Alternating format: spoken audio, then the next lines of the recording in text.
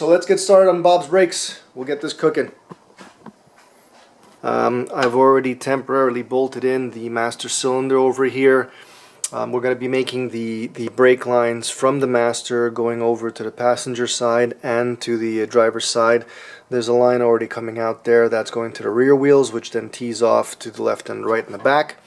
And what we're going to do here is we just might bring it up, bend this way, come down close to reservoir, bend it along the end over here, and then kick back out and go right into the tab that's on the end over there to support the brake line, right where it meets the flexible line. So let's get started on bending those lines. We're going to be using some NiCop or nickel copper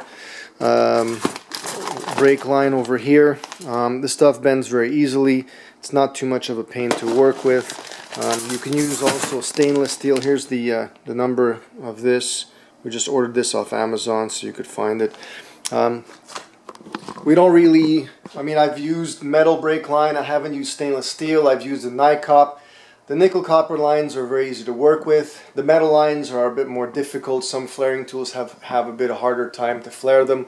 And the stainless steel, again, is a bit harder to work with. But you choose the material you want for the application you're doing.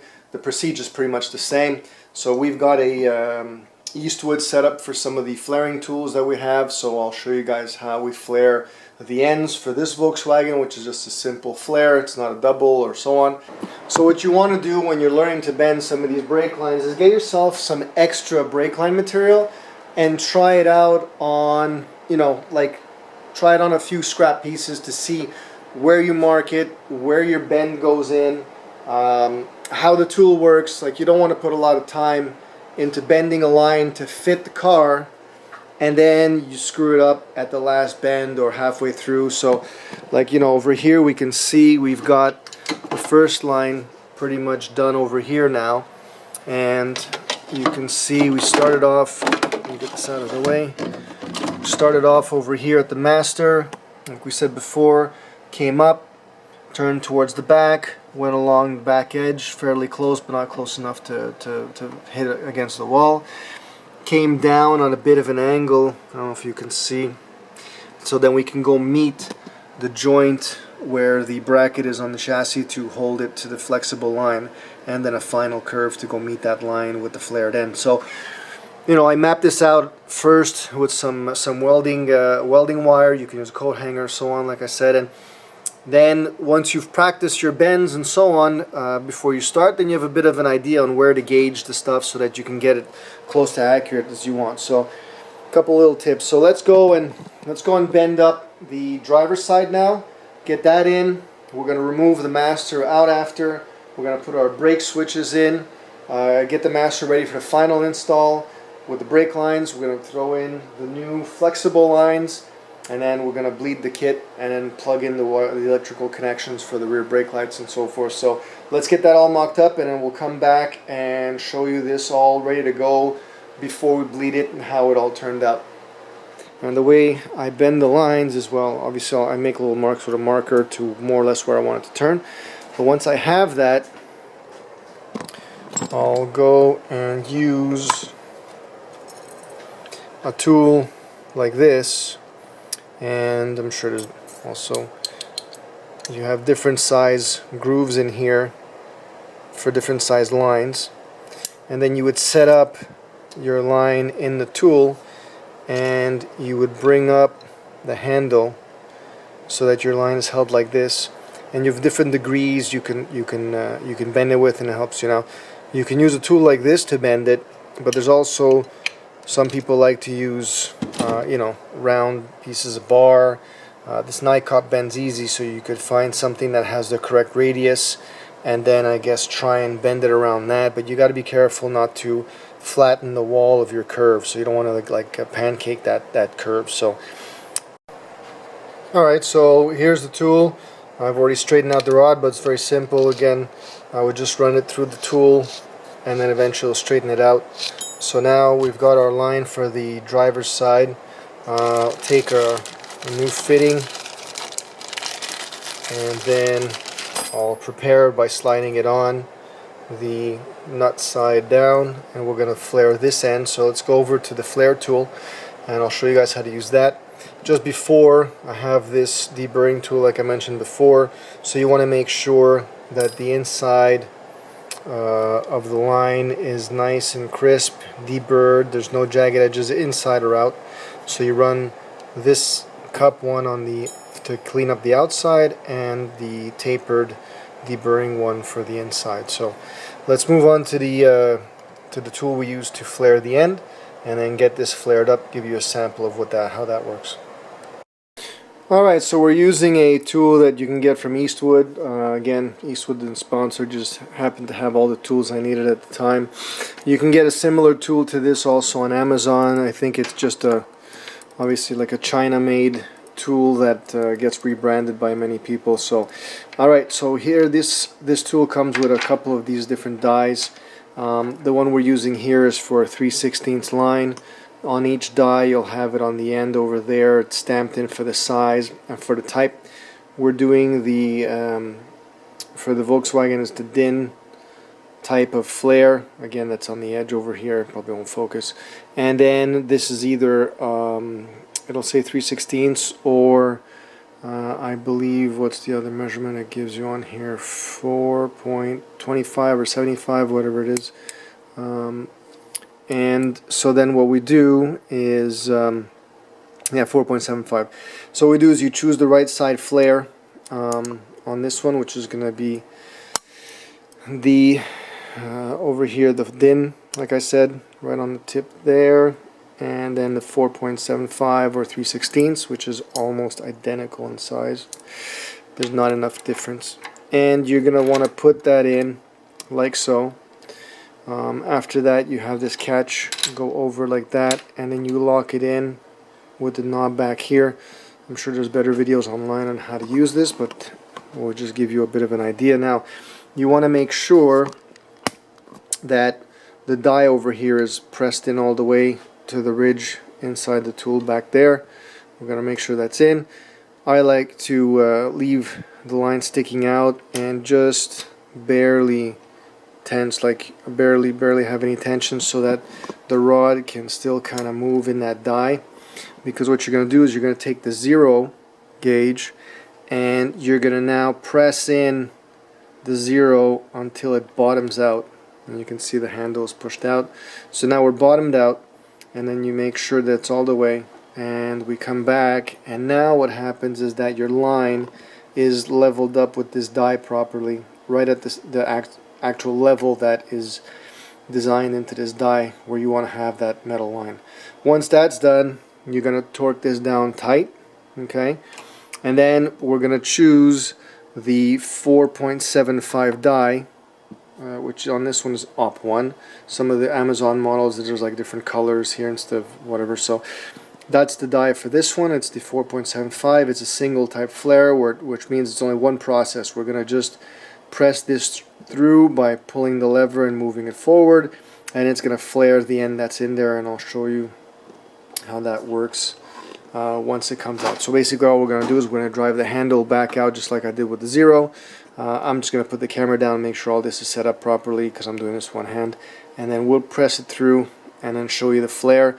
I have the flare nut over here on it ready to go. Obviously the other end's not done yet, but always get used to doing this so that when you do have the other side done, you don't get caught flaring it without the nut on, because then your line is useless. So we're going to start by flaring this, get the nut, position it in the master, and then start bending the line for the driver's side. So just in case you guys wanted to see that flare, that's pretty much, let's try and get it to focus. So that's pretty much how it comes out. And then with the nut on, and that's how it is. So we're going to put it into the master where it goes, and I'm going to probably make a bend that goes like out like this, put a 90 this way, and a 90 to bring it to the brake line. Alright, so we got the two lines mocked up. So there's the first line, there's a second line. You can have all kinds of angles and stuff you want to do with it, depending on how much time you want to put into it and have fun. I made a first one which looked like that, and I wasn't happy too much with the length on this end here, so basically I shortened down the angle on the new one, and I think it just looks better like that. So I mean, it's open to whatever you want to do, as long as you do it properly, because you are playing with the brakes on your car. So there you go. So the mock-up of the lines is done. So that's pretty much how it's going to look once we're done. So now we're going to undo the lines. We're going to take out the master for one last time. We're going to put the brake switches in with some thread sealant. We're also going to change the rubber lines now, and then get everything ready to get done final. Install the reservoir also. Make sure it's seated properly at both O-rings over here. I use some O-ring lubricant to get this in just very slightly. And sometimes these cases have a little bit of a jagged edge on the part that goes in, so take a look at that, maybe file it down lightly just so that you don't have any sharp edges when you push into these grommets, to avoid any leaks. Okay, so we got the sensors tightened into the master. I like to use just a little bit of thread sealant on them. Don't use Teflon tape because you have a risk of getting it in front of the pressure switch opening and so on. It's kind of a crappier way, so if you want to put any kind of sealant, put something like a liquid thread sealant like this. So this is ready to go. Now what we did is we ordered a new kit of hardware which comes with these sleeves or bushings or spacers. These go in the bulkhead where you put the screws through to hold the master, and basically they're going to be in the sheet metal back here, so that as you torque down the bolts on this, you're not going to crush the sheet metal of the car. So make sure you have these when you take the old one out, or if you, usually they're oftentimes missing, you order a new kit from your local vendor, whoever it may be. They usually sell this with a pair of new bolts and lock washers to do that. So we're gonna go throw this back in the car and do the final install of the brake lines and the flex hoses. Okay, so to remove the flexible brake line, we're going to remove this little clip over here that locks it into the bracket, and then we're going to unscrew it from the caliper over here. This one has a front disc conversion, so we're going to unscrew it from the caliper here, and then we're going to reinstall the new brake line, which is basically the reverse. And on this car we're putting, let's see if we can get this part, which is a new brake line. So let's get that in. So we're bleeding the brakes on the bug here, and what are the odds that the only line we don't replace from the car is leaking? So here we got new line. The old line is leaking between the fitting and the actual line itself. So I think we're gonna have to yank out the entire line, because redoing it in place is a pain in the ass. Plus, at this point, why not put a brand new line in? So we're gonna take out the seat, pull up the carpet, and then we're gonna try and pull this line out, make a new one, sneak it in, make it out of NICOP, and then move on with that. By the way, a tip for you guys: if you're putting a master, like I don't pre-bleed or bench bleed the master cylinder. Once you start bleeding it, I usually start bleeding the driver's side, then the passenger side. Just a quick bleed without pumping the pedal all the way to the bottom. You just gently, maybe halfway, try and get some fluid through. And then I go to the back, and if you don't get any fluid out the back once you've pumped the pedal a few times, what you can try and do is have someone open the bleeder in the back. Now press your pedal all the way to the floor slowly and hold it there one time. You press down and hold, and then you'll see fluid come out the back. Then you would close the bleeder, go to the other side, do the same thing, let the pedal up, wait to open the bleeder, press the pedal to the floor, hold it, only one movement, close the bleeder, you'll see fluid come out, close the bleeder, then pump it, and then try bleeding the wheels normally. You should get flow, and then you should be able to bleed the system relatively quick. So there's a tip. I don't find bench bleeding really helps much. It just makes a mess, and then once you take your small hoses back out, it just leaks everywhere, and just forget it. So let's move on now to finish replacing, or start and finish replacing that one line we didn't do, and then try and get this guy bled and back on the road. So let's keep let's keep going with this brake story here. Alright, so if you're doing this for the first time, pull up the carpet in your car, you're going to see the line comes through the firewall in front of the brake assembly, and then it inches along the tunnel under the carpet, and then it goes out under the back seat through that hole, which should have a grommet. Most of the times they're gone. And then it's going to go under the rear end. Let's see if we can get a shot of it. Through here. And then there's the coupler right there with the line going in, which is, you can see the wrench on there so that you guys can see that fitting. So you got to uncouple it there. What I've chosen to do in this case is we're going to break up this line into 2-3 pieces. We're going to cut it. The line's no good anyway, so we're going to chop it up. We're going to chop it up over there, straighten out those curves, pull it out the front. Try and be careful not to get any brake fluid anywhere. Then we're going to chop up the section over here, just so we don't have to work with a long piece of brake line. And we're going to unscrew and pull that section out. So that's the plan. Once we get it out, we're going to lay it out on the floor, measure the length, and we're going to make our own line based on the length of this one, because it fit well. Maybe add an inch or so. And then there's the fitting over here that we undid from the master right there. And I've made a temporary fitting for now, which just has a piece of brake line that's been pinched and soldered or welded shut so that doesn't leak in the meantime. So that's it. So let's get this line made. Alright, so the brake line is run to the back. As you can see, the line is running out of the master through the frame. Don't forget your grommets there. Most of these cars are missing them. So what I did was I cut a line. I measured out the old one. It was about 85 inches long, and then I cut a line about an inch or two longer, so you can see it comes in around the brake pedals. I have a P-clip already there because a lot of the little metal tabs that come on these cars are broken. And then goes all the way down, and then out the back again. Don't forget your grommets. And then we come out and then bolt in. Let's see if we can see it back here, which is really hard to see. Back there and behind that bolt that's holding that fixture goes in. That's the hardest part of the whole thing, I would say. And basically you're going to want to modify maybe a wrench or two to get that done. And the way I put the line in is I had straightened out the front, I swung it in this way, I curled with a big curl the rest of the line, managed the front into the master, in through the firewall, curved it through around the pedals, and then I straightened it out about to here. Once I got there, I kind of made a bow and got the back end out. Connect the back end in, and then make sure you're not coiled up, and then just straighten out the rest of it. This is nickel copper line, so it's easy to work with.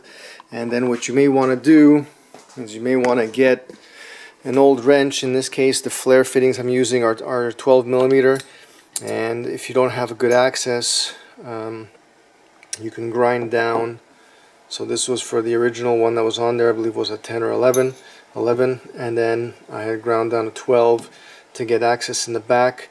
Usually you want to use a flare wrench like this. So what I'll do is I'll take the flare wrench, and then you'll take the flare wrench, and then you'll kind of crack it loose with the flare wrench, and then take your modified wrench so that you can spin off the nut easier, and then reverse, you'll tighten it up with the modified wrench for better access. And once you're a little bit snugged up, you take your flare wrench and give it that last quarter turn so you can get it on there without stripping it. Because a lot of times I come across these fittings and they're all stripped out because they use the wrong wrench to take them off. Alright, so final install for all the components here on the braking system for the front. So we've got the master with the reservoir mounted solid to the firewall. We'll call it a firewall for now. We've got these brake lines tightened in on both sides that we bent previously. We've got the new flexible brake lines, which we'll see from the other side. We've got the sensors in the master, and we've also got, if we can see it from here, so we've got all the wiring hooked up. Let's see if we can see it. So you've got the two sensors at the bottom, pressure switches connected to the wiring for the car. The way those pressure switches work, we'll take a look at our diagram here. These are the pressure switches, so you'll have one wire coming from the fuse box to your switch. On the opposite side, you'll have a wire going to the indicator light in the dash. So if we follow that thin red wire and we go down, over, down, here's the drawing for that dash dummy light. And then the last one will be the wire going all the way to the back brakes in the diagram. So this dash light is just a dummy light that Volkswagen figured they'd put when your brakes fail, but by the time this lights up, there's no pressure in the sensor. When there's no pressure in the sensor, you have no more brakes. So not a good thing if that light goes on, because you've already run out of brakes. So important on these cars is to make sure your brakes are always checked, maintained, up to date, because that light is just for fun basically. We could have completely dumped it because it serves no purpose. Once it comes on, you're done. So we got this all buttoned up right now. The only thing left now is to bleed the system. Don't forget, when you're changing the flexible lines, there's a little clip in here you have to remove and then change the line and reinstall it. And always be careful with the brake fluid. It's highly corrosive to paint and so forth. So let's get the brakes bled, and then let's see if we get a firm pedal on this and no leaks. This was a Wolfhouse Motorworks presentation. Don't forget to subscribe. Hit that notification bell